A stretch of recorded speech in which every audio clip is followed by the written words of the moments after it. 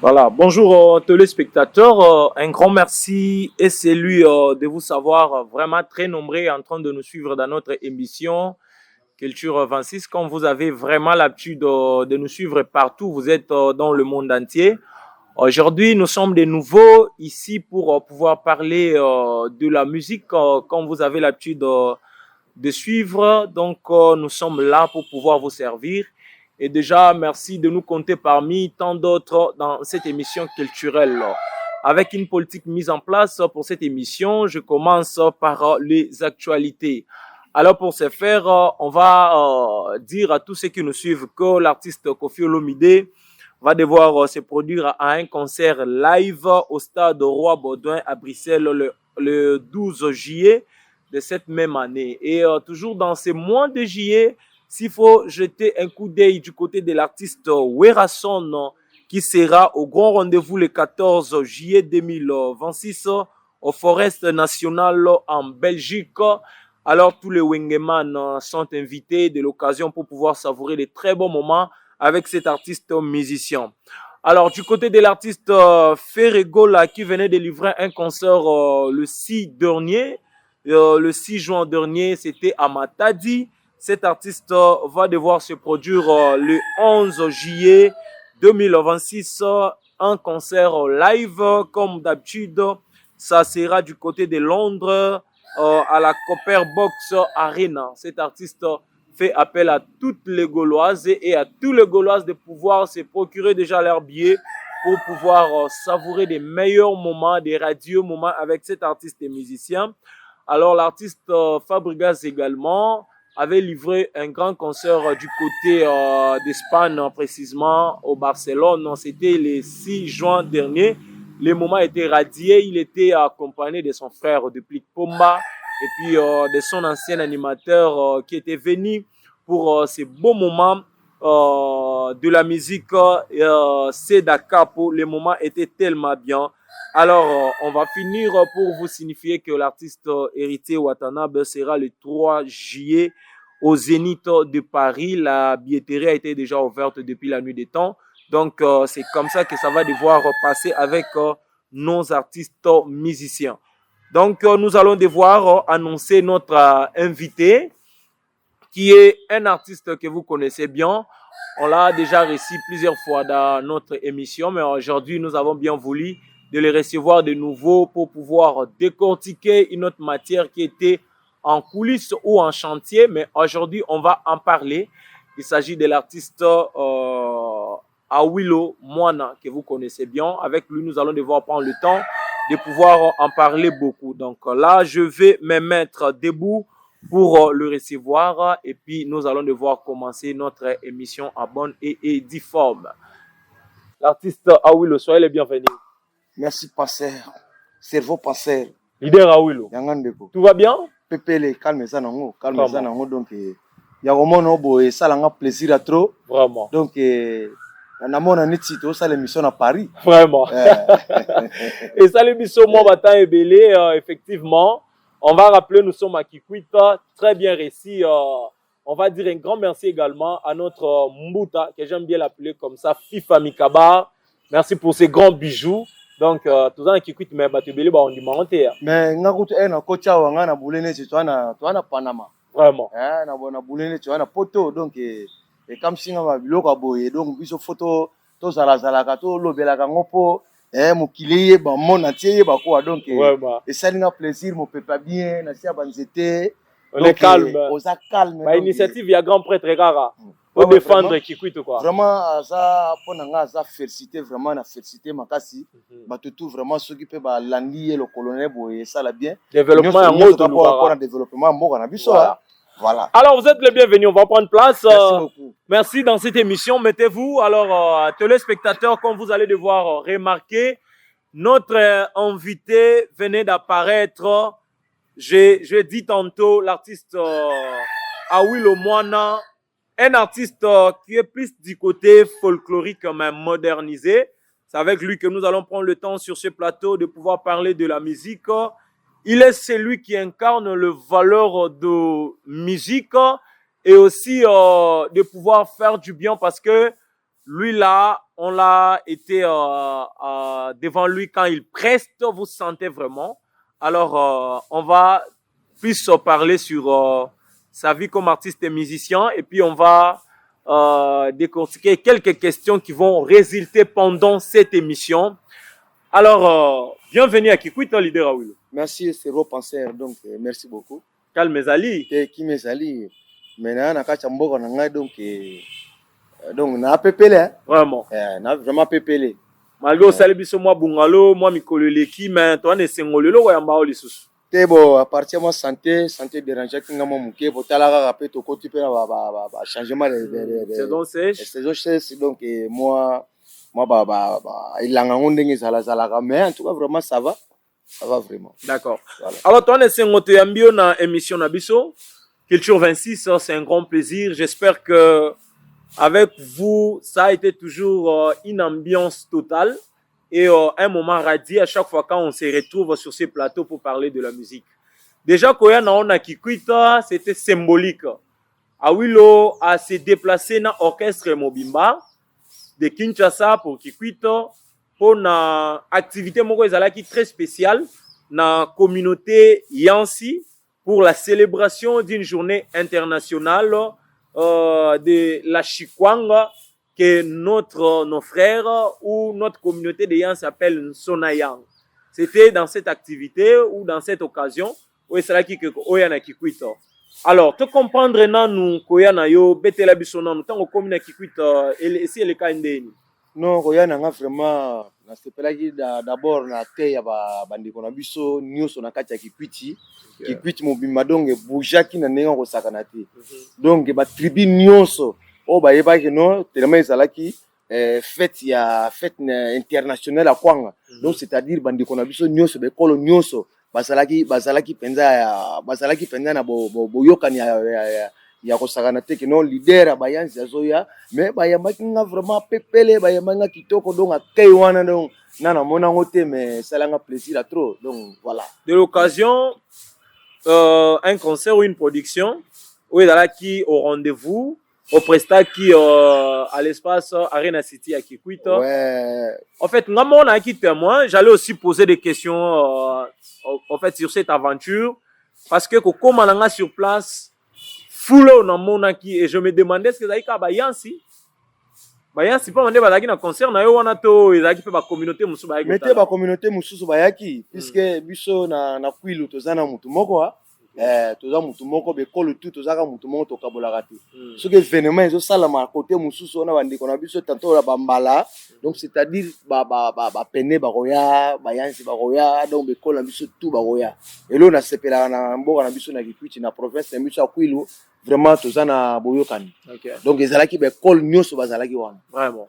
Alors esengoni nozaki nango komona que na bikolo mususu ba se déplacer ba tiki bandako. Je vis même il y avait des papas ba maman bazalaki na rendez-vous wana ba yekota la Awilo azobeta concert. Ezalaki émotionné nozalaki nango par rapport ya moment wana. Bon nazalaki nesengo ya komona mboka mobimba ba ye pour événement ya sortie officielle ya Kwanga na biso Kwanga comme international.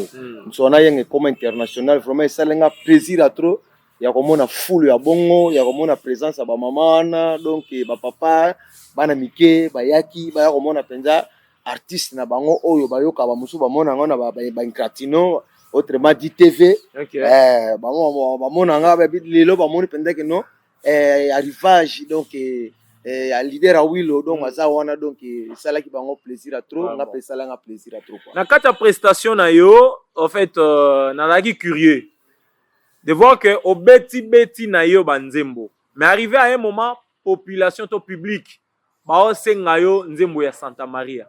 C'est là où j'avais retenu mon attention. Je me dis, qu'est-ce qu'il y a en fait dans la chanson Santa Maria? Le loto yambio awa, au salabatuno sobaolanda biso à présent plaisir, mais quand on dévoilé biso secret avec la chanson Santa Maria. Bon, lelo moni ce que oza artiste munene, tant ozo beta ba concert na yo. Donc c'est-à-dire banzembo o biso to salaka, il faut ekota na mitu abatu. Okay. Et que ceux qui yo sala banzembo et que population ba yemba kangote na mitu a population ezate. Donc c'est-à-dire message on n'est pas na bango ezelo ko te mais tellement ba nzembo onga na sala ka message wana ekotaka bato tina mitu donc bato bakoma tazo tambola la nzela atazo kende na bilanga atazo kende wapi azo kende marché azo ke ye makaka banzembo ya leader awilo pisa ba chanson moko donc eza ba biloko moko eza donc ezo éduquer population ezo éduquer masse na ndenge tozo vivre ne tozo tambola la mokili yango na mona donc bato bakoma so nazo beta na tuna ka bango bolingi nzemo nini bango moko bakopona yango yokaki baponi Santa Maria. Mais qu'est-ce qu'il y a en fait ou bien quel est le vrai secret que nous pouvons dénicher na kati nzembo na yo? Bon, Santa Maria eza nzembo moko vraiment eza chanson moko elobela kama mingi c'est par rapport ya vie ya bato ndenge tozo vivre vie ya bato ndenge tozo vivre ndenge nini bato tozo tambola na mokili bato bakoma na motema moko mabe soka moni mutu alinga sala eloko moko malamu donc faut aluka kaka akitisa mutu wana tina niveau moko ekoma tina liwa mutu akufa po yatikala donc c'est ça. Santa Maria balé passé. Moi extrait nango ezongisa biso nono na moi ben wana. Oh mbili ya bongo balanio karaboro abal hakar banam pengwanya murundok nyaba maya dia bila bangka bata ba maya soyawa kukwa osurua ndong ya pripri esel bontora nsona yang hapripr akimu aninamel akitab hakayap nawa salema nawa sanwana trésor manwana dudu muswai mao oh ya nyankyo sawalo ya nyankyo sawalo ya nyankyo sawalo ya nyankyo sawalo adinye tanya nyanki awelo takabernye ninki kakero adinye manya nyanki awelo makabernye ninki kakero oh banampenga nyanki nyawelo oh banampenga nyanki nyawelo nera wilo nyanki sawalo na wilo nwangang minja banki wo nwangang miambilanki wo nwangang minja banki wo domiziki nzama mpe kimbena kiwo Voilà, ça fait du bien, téléspectateurs. C'est un grand plaisir de revenir dans cette ambiance qui a régné dernièrement à l'espace Arena City à Kikwit avec cet artiste et musicien. C'est cette chanson qui a été demandée au public, la chanson Santa Maria. Alors, je vais devoir dédier cette belle chanson à son excellence, monsieur le recteur de l'université de Kikwit, le professeur Alphonse Kapumba Nkodi. Monsieur le professeur, je voudrais vous adresser mes sincères félicitations pour mettre en valeur cette institution sur tout le plan. Aujourd'hui, l'université de Kikwit est une université au standing international et cela, c'est sous votre mandat, cher recteur. L'histoire venait d'être écrite et ça fait vraiment du bien. On est très fiers de toutes les initiatives que vous faites pour pouvoir donner une image positive de notre université de Kikwit aujourd'hui. Et merci d'être à côté de vous, votre directeur de cabinet, votre directeur, Maître Rossi Pumbulu, il y a Madame Naomi Matensi, on est vraiment ensemble. Et de l'occasion, je voudrais rendre hommage à son excellence Maman Nana Manouanina. Merci beaucoup pour pouvoir militer aussi pour les noms et les comptes des femmes du Grand Bandundu. Et on va rappeler Madame Nana Manouanina est parmi, d'ailleurs je vais dire la seule femme qui donne force pour dire aussi qu'elle est positive pour l'initiative de son excellence, Monsieur le Président de la République, pour le changement de la Constitution du 18 février 2006, tel que modifié en ce jour. Madame Nana Manouanina, et pour ces changement de cette constitution. Alors, merci beaucoup à celui que j'aime bien appeler l'homme du terrain, Papa Arthur Kadiman Sébastien. Merci beaucoup pour tout. On est ensemble. Je reviens, leader Awilo. Mwana Mouyansi. Nkwa Kidilo. Nkwa Kidilo. Je m'en avais fait un Kikungul. Mais ne gane bank Sarabatu. Te ouais, ne gane bank Sarabatu. Ne gane bank Sarabatu. Est-ce que vous avez on dit que combat Kikungul. Yo bank sa, bank ta skobanak.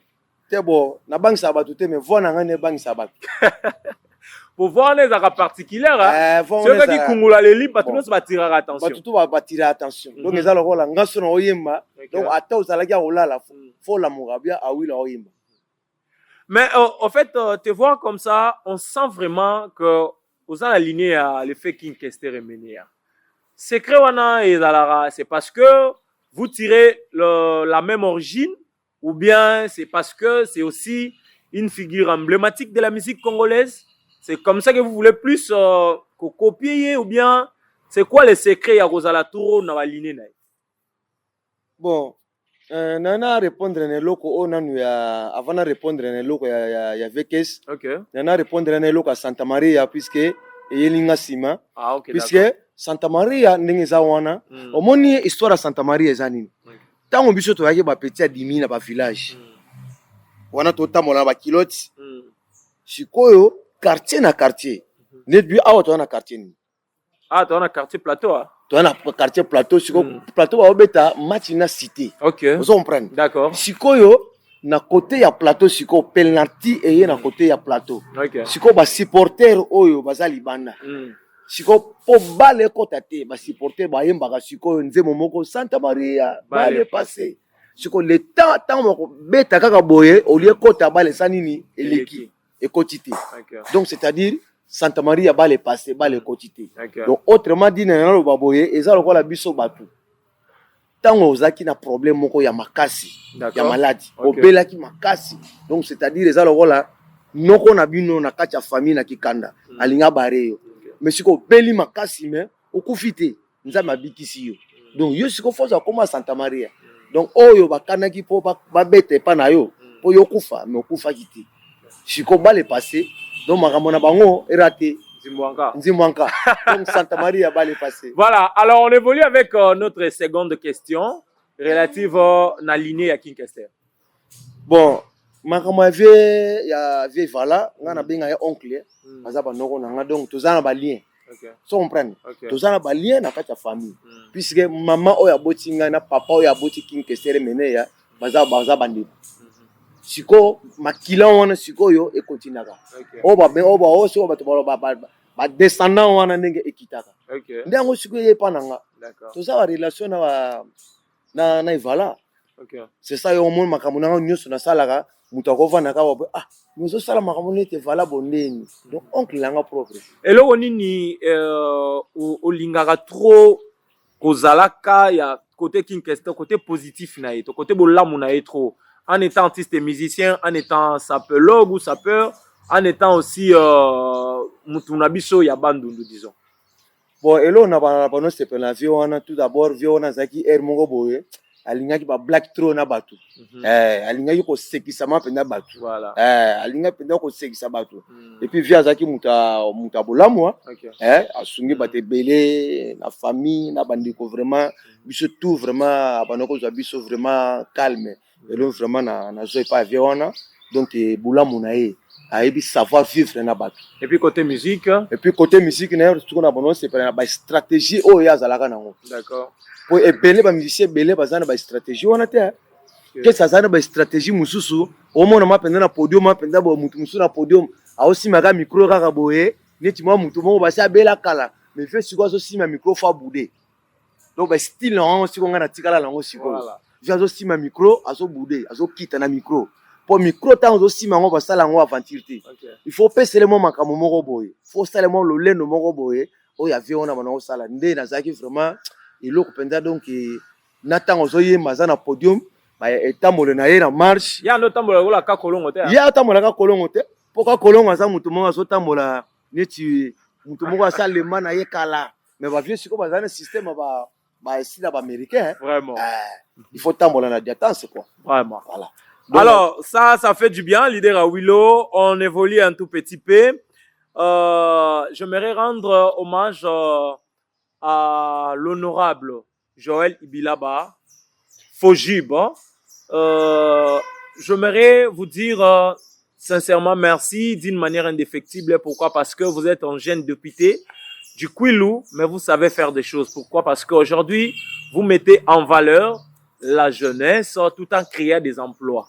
Aujourd'hui, vous avez mis à la disposition de tout Bana Kikwita l'auto-école, ceux qui veulent apprendre pour conduire. Vous avez mis aussi en place dans votre fondation, il y a l'atelier de couture, il y a plusieurs d'autres choses. Il y a la formation en informatique, tout ça parce que vous visez à faire revenir le quartier latin dans la conscience de tout Bana Kwilu. Donc, en particulier Bana Kikwita, vous êtes tellement félicité, honorable Joël Ibilaba. J'aime bien vous appeler un jeune qui sait faire des choses. Merci à votre ambassadeur itinérant, Gaïs Ekwalanga. Merci à toute l'équipe, Moïse Ezekiel, le directeur général. Merci à Donciel. Donc, l'artiste Mouskador également, on est ensemble. Leader Awilo, c'est un grand plaisir de vous avoir dans cette émission. On peut parler de votre carrière solo depuis que vous avez commencé votre carrière jusqu'au jour d'aujourd'hui. Déjà, tu as commis la Bamboula Boni.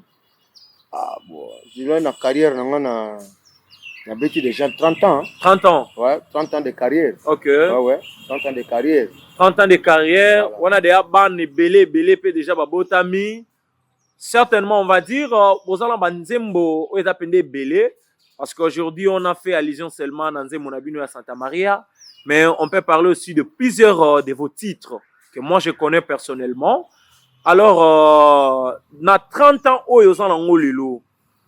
vous pouvez dire quels sont les événements très marquants de votre carrière et quoi que vous allez peut-être que ma concert beta mon avena que na carrière na il y a 30 ans sala pendant ma kambuto album sala déjà na 30 ans il y a carrière dévoiler biso en émission lelo. Bon en tout cas na carrière na ngai na beti ba bandulu na ngai mingi mingi surtout ba festival ya festival ya Bralima okay. Na kati ya capitale na kati ya Kin okay. O pende salanga pende ke non po mokili pende confirmer nga na kati ya Bakin surtout ba festival nga na beta na marché Liberté producteur na biso azalaki que son âme repose à paix vient na biso José Baindamba donc yene vraiment paix à son âme donc yene mutasala pende ke non baye banga pende na kati ya capitale na ba festival na biso wana alors ça ba concert mususu na beta na ba bulungu na beta ba concert mususu makasi na kati ya ba bulungu wana d'ailleurs sur ba concert mususu makasi na kati ya Kikwiti awa donc yango nde salama pende ke vraiment lelo po mokili pende baye ba que non toza pende na leader na biso Awilo quoi d'accord ya sala fierté à Kikwiti. Alors quelque part, tu apprenais qu'une fois, dans Banama, avec Dédé Moupas, vous avez fait par exemple bateau bakendara na activité wana. Ouais, Banama tango Banama fondation nango ngakutu na zalaki. Ngakutu mutu rapesa yi komo wana ya Banama. Ata bakotu na honorable Dédé Moupas ayebi ki Awilo mutu apesa nga komo wana. Tina ndenge tolongaka tokina na ba festival na ye. Donc ngana zalaki na kati. Voilà. Nazalaki parmi wana donc ba tête o bazalaki ngana zalaki na kati ya festival wana. Voilà, c'était aussi en présence de Aigle Manouana qui était dans ces grands rendez-vous de Banama. Alors je salue maman Justine Kakessa, une femme brave. Merci maman Justine Kakessa pour tout. J'aimerais également rendre hommage à l'honorable Marie Kiette. Merci beaucoup, 3 fois députée nationale. Nous sommes fiers de vous d'en parler parce que vous êtes une femme qui milite également, qui apporte une pierre à l'édifice pour la musique de Kikwita. C'est comme ça que, à travers cette émission, j'aimerais vous faire plus des éloges, maman Marie Kiette. Donc, il y a Bisson dans mon thème, ça fait du bien. Alors, merci beaucoup à mon ami, mon frère Yves Kinaka, qui nous suit en direct de Dortmund à ce moment. Un Kikwitois de plus en Allemagne, ça fait vraiment du bien. Yves Kinaka, on est vraiment ensemble. C'est comme ça que nous allons devoir évoluer. Merci à mon vieux type Boabo. Jerry Kapaye également. Je vais rendre hommage à Seya Lumea, un Kikwitois vivant aux États-Unis d'Amérique. Ça fait vraiment du waouh. Leader Awilo. Ouais, cerveau penseur. C'est dans la vie d'une personne, hein? Ça c'est logiquement, normalement on va en parler. Il y a les hauts et les bas. Dans 30 ans, dans la carrière au Lobeli Bisso, quels sont les moments les plus difficiles au yo kutana na ngona vie na yo? Bon, na kutana les moments les plus difficiles dans la vie na c'est par rapport à na ba moment moko ba ya be studio ah. Ils ont un studio mo na sala qui vraiment studio on peut ça comme passi. Pona ko si ça va misala na ngo donc na bundai makasi. Ni tete soutien ya honorable nani vient biso Doudou Moussouaï, le maréchal Doudou Moussouaï. Okay. Mais en tout cas vraiment na yiko za susu soutien makasi par rapport ya pasteur biso révérend pasteur Papi Makwanza Totila na ba secours ya nani ya ba honorable nani vient biso on peut comment au Kimangai. Mais en tout cas vraiment na à part on a vraiment magamutu balbo masima vraiment et qui n'ont vraiment pépélé donc soutien zali ba to soutenir muke kaka ndenge zali. Déjà nous sommes au mois de juin, la moitié de l'année 2026. S'il faut réaliser un bilan pour un orchestre nayo, bilan est à la ndenge nini déjà na 6 mois consommés pour na carrière solo nayo na orchestre no mobimba. Non, vraiment, bilan zalango bien. Orchestre c'est volier kitoko. C'est volier kitoko vraiment. Bilan zalango bien. Tout ça, on kende toujours. Bilan zalango vraiment calme. Pépélé. Est-ce que vous rêvez aussi un jour qu'au kende kobeta net ba festival fungwa marana ba France, fungwa marana ba Belgique? Est-ce que vous pensez également ou bien vous rêvez un jour koko makuna pona ko sala ba prestation na yo? Oui, ngana rêve kango puisque na mekaki koyebisa prêtre na ngai Léo DiCaprio. Okay. Léo DiCaprio na mekaki koyebisa que non ba culture na biso. Tango biso tozotika la peine na sima boye eza lokola tozana ghetto. Tozo linga pe un jour to koma pe. Donc prière na ngai zalaka un jour to koma pe na ba Europe et to ne peut tout se présenter pe culture na biso. Yango na yebisa Léo DiCaprio yo mutozana ba sommet kuna makoba kota makamu ndenge zali vraiment ça l'effort que non un jour ba mona penda que non ba mona penda festival yansi ba mona penda mbayansi penda donc baza penda na kati ya festival na Europe donc et ça la bien makasi mais prière nanga ezala vraiment na komati na ba niveau wana souya nanga vraiment ezala bon. Ça c'est très bien, pensée positive à mon grand mon boss Yanni Nyakabasa le faiseur, il est égal à lui-même. Il n'a jamais été égalé. Yanni Nyakabasa en direct des États-Unis, mon grand frère Yaya Yamoto. Plein de bonnes choses à toi, qu'il puisse aider de vous bénir très abondamment. Au boss des boss, Papa Nyakabasa Ngali Massanteur, Yajino Itema, le millionnaire de Las Vegas, grand frère. À travers cette émission culturelle, j'aimerais vous faire aussi des éloges parce qu'on demeure vraiment ensemble. Alors, LPP International, l'Isanga Projet du Peuple International, grand frère Yannick Abassa, vous connaissez de quoi je parle. Est-ce que Tokoki ko zape a vie na yo relativement na musique na biso ya Kikwit? J'aime bien vous poser cette question parce que oza parmi ba oyo baza na sens moko ya responsabilité pour la musique na biso ya Kikwit parce que quand on va à Willow, vous tirez aussi une identité ici à Kikwit parce que la musique na yo za koni hein bat balingaka yo ba betaka yo vraiment yo mona qui comme on a dit au préalable que tant on bandai ko prester il y avait vraiment une foule immense pour baya kotala à Willow. Alors tant on mona ba jeune frère na bazo évoluer awa na Kikwit au cause na avis moko po o émettre une émission lelo tala ndeni ni bande ko na biso ya Kikwit bazo évoluer na musique na bango. Oui, vraiment pour la question wana bande ko na biso na Kikwiti pour nga vraiment évolution zo qui ne malamu te pour na musala ba sala. OK. Évolution zo qui ne malamu te c'est par rapport balingi mingi ba interprétation balingi mingi ba musique ba interprétation or biso na tango biso to wana ba talent boye il faut ko lakisa talent na yo et bana partout monde entier ba yeba que non voilà les musiciens moko boye abima na Kikwiti na comment est-elle nete ba vie na biso ba ba King Kester babima neti ba Redia Miss babima neti ba Stino Mobi babima mais lelo na kikwiti musique wana ezala suti musique ekoma na ghetto donc mingi bazosala la mingi musique ya ghetto bazosala mingi ba interprétation tandis que il faut bosala banzemo na bino po eyebana partout monde entier neti nga ne nazali batutu bayebi ke non il y a un leader à Wilo ayembe ba nzemo na ye na bana mikie bayemba kango na ba mikolo bayemba kango mais bango baza mingi interprétation yango na yebisa bango vraiment batika ba biloko wana ba composer ba biloko na bango basala ba œuvre na bango ata lobi azana bo mojité hein mais ba œuvre na ba no sala nini et ba no continuer mais siko bango bazana ba œuvre te. Merci pour cet avis. Nalingi osala maman Joséphine Lala, ma mère, trop de bisous. Na Sylvie Mboma, maman na Pis, maman na Ryan, maman na Anders. Na tantine Manona, il y a réserve, il y a papa Jean Vaka, maman na Oradi, maman Natalia, maman na Abigail. Osala bango plaisir. Kana mwana nkentu kota na kati, bula yani kibishi. Oye bike bo wana nga mwana vanda. Solo je mona no betelango honorable Joël Bilaba na ebise me a Wilo on dirait bon on est à la rana ba plan mo na se donc mystique na salé sous maman honorable Marie Kieti donc grand sœur nanga propre donc si pas azali vraiment maman longona makasi donc nzambe apesa sous pouvoir sous donc lobby comme penza donc maman ministre voilà na kacha mboka oyo vraiment ici azali ba moto na ngo wana na pesa honorable excellence papi mitete toyebi que non toujours c'est la festival ya Gungu. Ah ok. Donc festival ya Gungu donc nga fona zala wana na kati. Faut to représenter pendant culture yansi pendant la festival wana. Donc on appelle si à l'une d'un piazza na kati ya France émission pe wala na biso ha.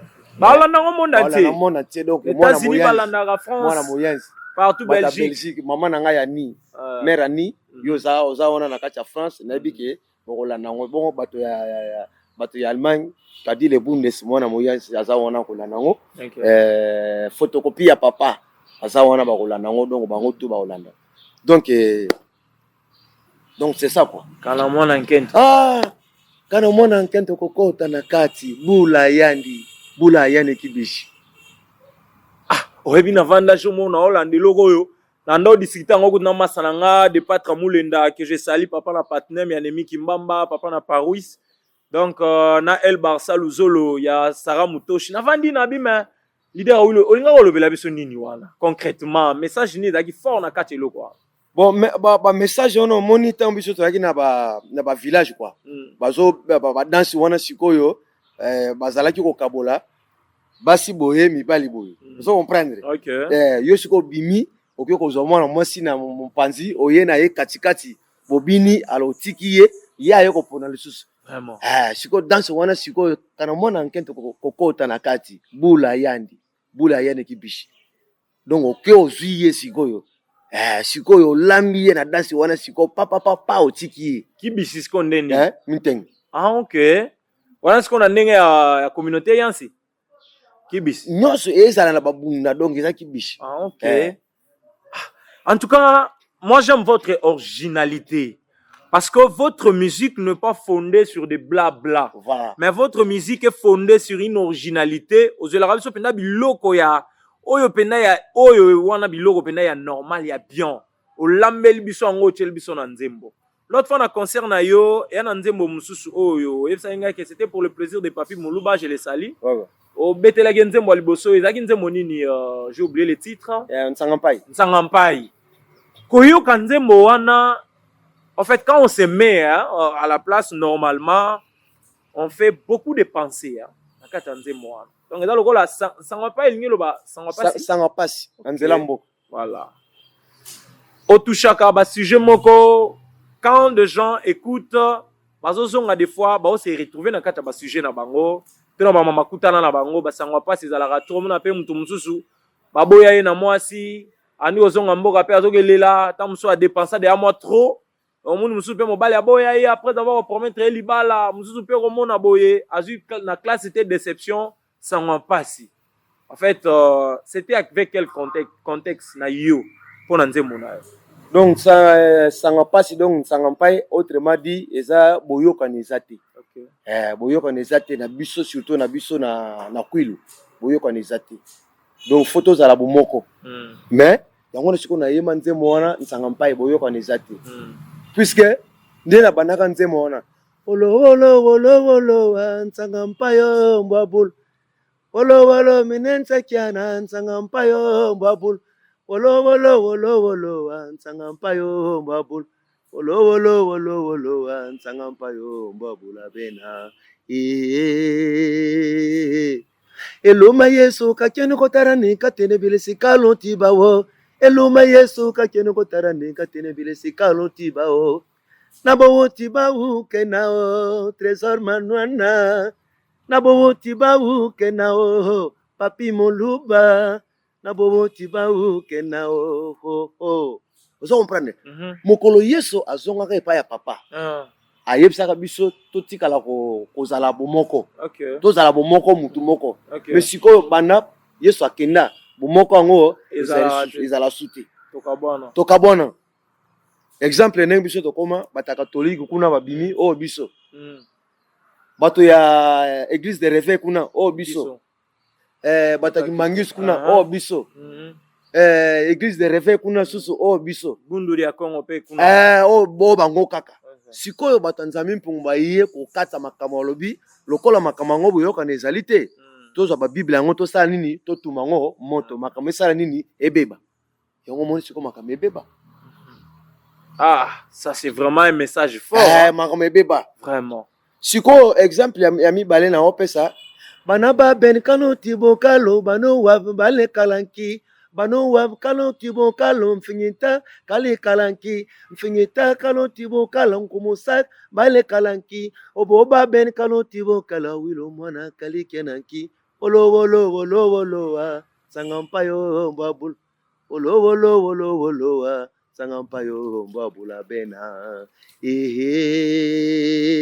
donc c'est-à-dire orchestre na biso bayanzi izalaka mibale ya papa na biso atika Roger Kwenzila na Nason sikoyo orchestre comme belé oka lelo basa nini bato bapanzani bake sala orchestre mususu kuna susu bato bake panzana bake sala orchestre mususu yango na siko boyokani ezati nde na yo kozali susu bandunde zonga sima c'est par rapport à ba député na biso boyokani absolument ça il faut marteler hein mon appelle que ba homme politique na biso ya grand bandundu koyokana entre bango ezalaka te yo mona da XY basangani basali projet moko boye ezalaka te ezalaka te yango na yemela bango bandundu la ki frangue ba député o tibate menensa fula bena manzila akikwa olo sangampayo mbabul olo sangampayo mbabula bena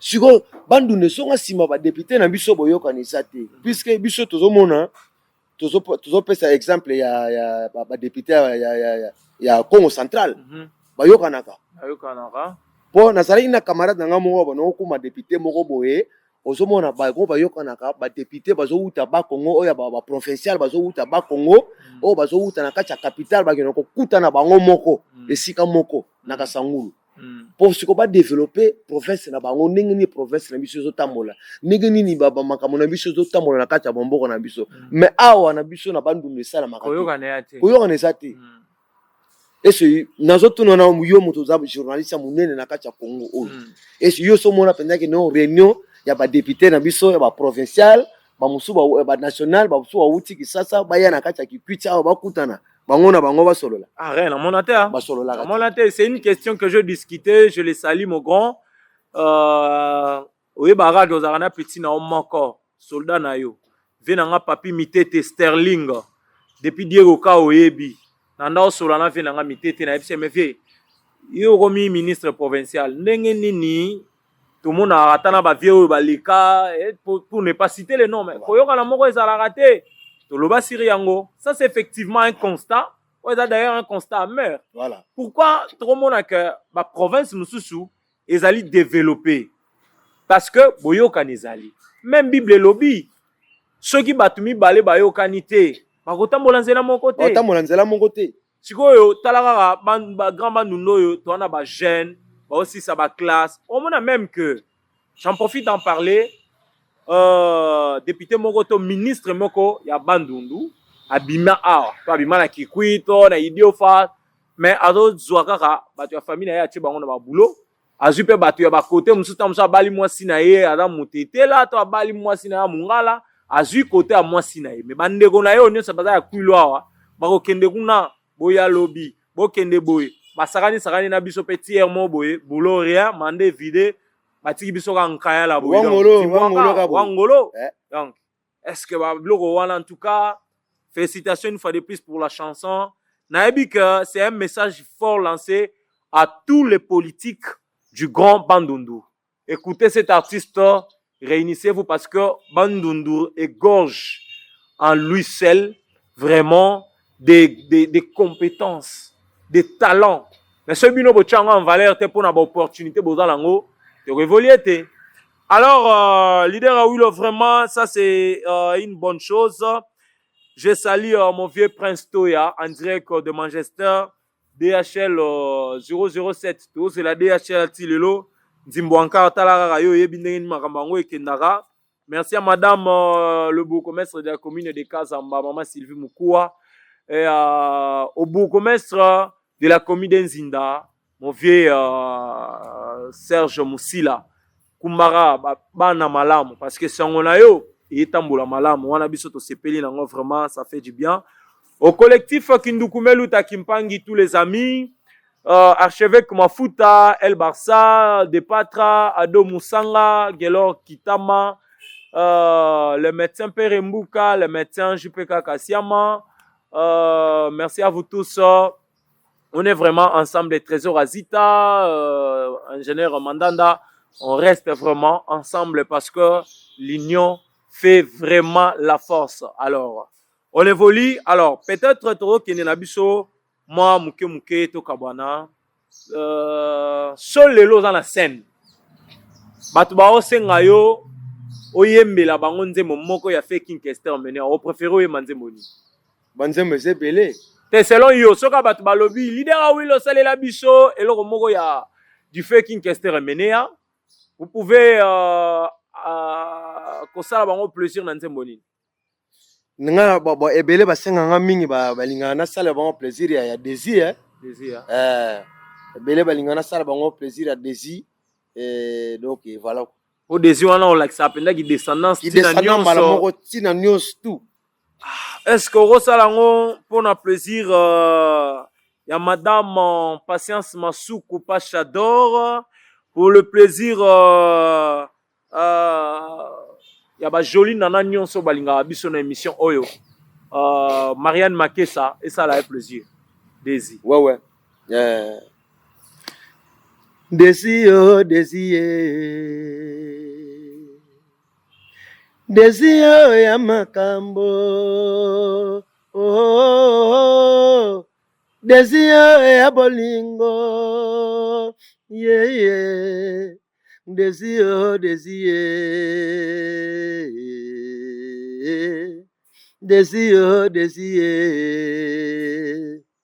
nebandeli ya bolingo monama kitisa se motema o tosala connaissance o maloba mangai ya nganga yeah kitisa se motema oh kumela na bolingo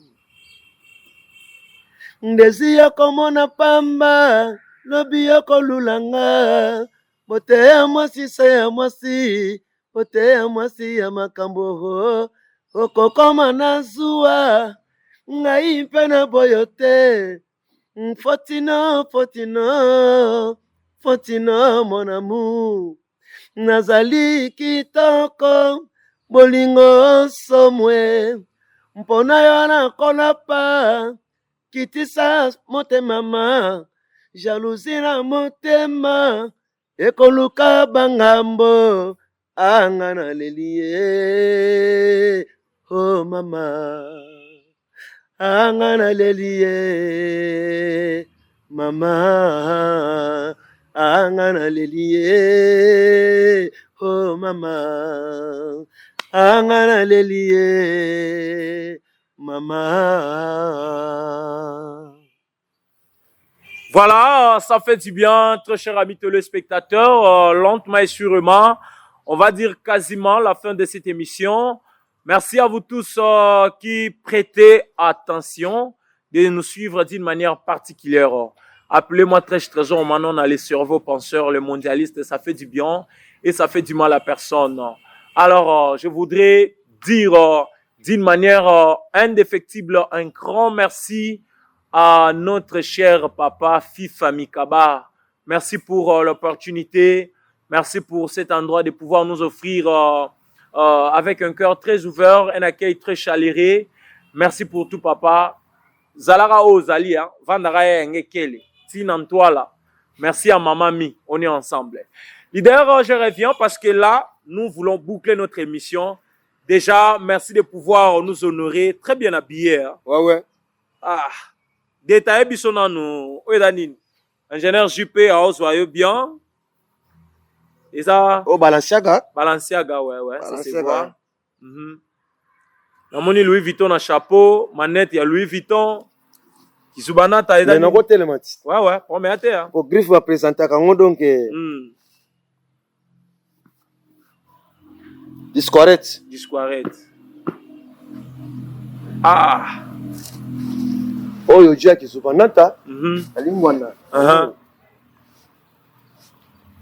Idée Raoul. Nous sommes en manette c'est ça. Louis Vuitton donc voilà quoi. Donc nazawa mobimba donc okoya na émission ya cerveau penseur te na ndenge ka bongo ka kibudi ka donc côté za ma forme côté ya biso ba descendant faut former ça la poche forme ça te oya na émission te et ça là bien pour bimona wangolo vraiment ça là bien voilà quoi. Alors merci, c'était la présentation parce que lui il n'est pas seulement un artiste musicien mais aussi il fait partie du côté de la SAP. C'est comme ça, il met aussi en valeur la SAP. Quand il vient dans nos émissions souvent, il s'habille correctement. Merci pour la présence. Alors, faisons-nous quelques personnes beauté parce que là, tu es dans la émission. Vraiment, na pesi ba fanatique na nga ba vieux na nga o surtout ba balanda ngai na kata kisasa Jassimo Vema, le sauveur de l'humanité yo yebi. To ko fana kana quartier e ka bo ma 200 balles mo ebimbi. Mwanta ba moko boyo yebi Jassimo Vema et certa le sauveur de l'humanité c'est kozali le certa na yo ngwana mon référent pasteur Papi Makwanza Ntotila o ya simbi église na biso terrain qui wa et au Japon donc yepena donc référent pasteur Papi Makwanza et c'est kozali po yepa na kati ya makambo oyo na peso be certa ya trop na pesi Doudou Moussoai le maréchal et sika na zovana na guest na ye donc na pesi pe bambota trop sans oublier vient biso DG Bitabor toko komela pe kuna na pesi Jean-Jacques Esungu RJCC et si ozali na pesi bambota trop bana poto bosé belé na pesi bina bambota trop vient na ngai Kadile Bundes na kati ya Allemagne mwana moyanzi na pesi bambota trop basé belé donc partout bozali andi monama na kati ya France na pesi bino pe bambote bino tout boza wana monde mobima bana lwana bozotala ngai partout monde entier bozé belé na to senga kaka bo soutenir ka leader na bino pour la culture na biso toujours et qui ne liboso. D'accord. Alors je reviens, je dis merci à mon grand frère de tout cœur, mon grand Modogo Wingi en direct de Luanda. Merci à mon grand frère Awilo Wingi en direct de Kafunfu. Fils Bilengi en direct de Luanda. On est vraiment ensemble. À mon ami Thierry Anouane, il y a Madame Pamela en direct de Likasi. Big Bro, sincère salutation. À Petit Ombatou, sincère salutation. À Richard Oumba, Kozelate Mboke Bonga. Pour ceux qui Mboke Bonga, il y a Bigande dans le Baranzimboanka. Donc, fort Nayo et ça l'Arabie so bien. Merci à mon frère AG Rodrigo Lozingo, donc qui nous suit en direct de cette émission. On est vraiment ensemble, tous les amis. En tout cas, je ne vous ai pas oublié, grâce à ma finga, de cœur avec vous. En tout cas, abonnez-vous massivement sur nos chaînes. Sur YouTube, nous sommes sur Tréma officiel. Sur TikTok, Trésor Manouana officiel. Sur Facebook, Trésor Manouana. Et puis, voilà, donc, donnez-nous la force. Nous représentons bel et bien la vie de Kikwita de partout où nous serons. Donc, ça fait vraiment du bien. Leader. Mais maman, Mora Tikale, pour remercier maman honorable Jacques Kolongele. Et si les alliés n'ont pas fait bambote, n'ont pas fait excellence et Béran de Kolongele, na onyo sozo sala pour na biso na kuilo. Et si les alliés vraiment longonia, n'a pas fait mbote na gouvis na biso espoir masamanki. N'a pas fait bambote à trop. Vraiment, nzambe apambola bino na misala bozo sala pour na kuilo na biso toujours qui ne liboso. D'accord. Voilà. Merci derrière la caméra, ingénieur JP. Moi la mouké me maïle belé. Donc, Bopé Sabisoga confiance, ça ira tellement bien. Leader, nous allons nous mettre debout. Là, nous disons un grand merci. Nous sommes arrivés vraiment au terme de cette émission. Aigle Manouana, le pionnier, que j'ai toujours dit un grand merci à lui parce que si nous sommes ce que nous sommes aujourd'hui, il a beaucoup contribué. Il est notre coach. Aigle Manouana, papa na Pis, le fils aîné. Aigle Manouana, papa na Ryan, le deuxième fils. Albert papa na Anders, mon ami Brian, troisième fils, on est ensemble. Albert Mouloko, pas si vraiment. Et certain, voilà. En tout cas, leader. D'abord, ça n'est pardon. Mon copain manager n'a pas été ok. C'est que Wampala. Ah, c'est que Wampala. Grand manager. Na yo kage trop pa na yo ah. Wana mutu nanga tana zana kati abaki shinga mpemba awa ata na sali bungalo bengiye. Vraiment. Donc, merci de nous honorer dans cette émission. L'émission intitulée Culture 26, avec votre humble serviteur que je suis. J'ai toujours eu le plaisir de vous compter parmi nos chers téléspectateurs. Ça fait vraiment du bien. Alors, faites-nous confiance. Prochainement, nous serons sur vos écrans en train de vous égayer. Leader Raoul était notre invité, grand frère, avec beaucoup de respect. Merci de nous honorer dans cette émission. Donc, ça fait vraiment du bien. Ouais. Je sais que ça n'a pas été facile. Vous étiez malade à l'hôpital, mais vous avez accepté de vous déplacer et venir répondre à notre invitation avec une multiple occupation. Mais vous avez vraiment accepté. Laissez-moi le temps de vous honorer et puis vous dire merci. Merci beaucoup. Alors, c'est par ici. Je vous dis au revoir, bye bye, pour pouvoir vous retrouver très prochainement. Merci beaucoup.